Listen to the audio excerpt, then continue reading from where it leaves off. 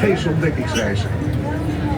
The Vera cruise was built in 2000 as a replica of a 15th century Portuguese caravel.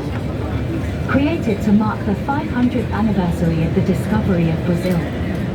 The ship is crewed by volunteers from Apavella and used for sail training, educational programs, and participation in nautical events, with special attention to young people.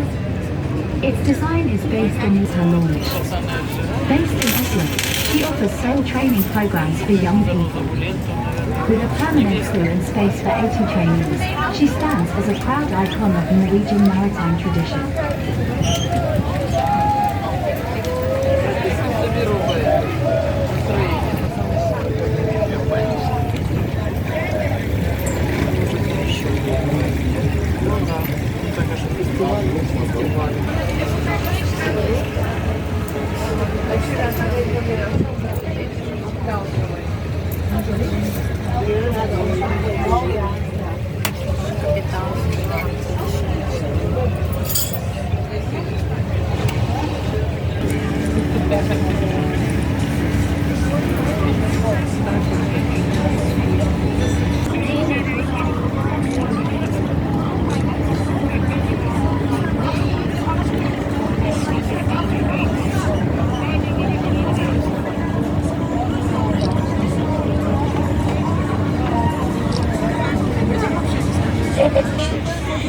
Oorspronkelijk in 1948 gebouwd als kaskelot in Scandinavische expeditiestijl.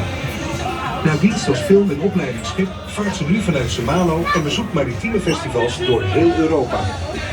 Met haar klassieke uiterlijk en moderne techniek deelt ze maritiem erfgoed, biedt ze zeiltraining en viert ze de geest van de zee. The Francais is a 47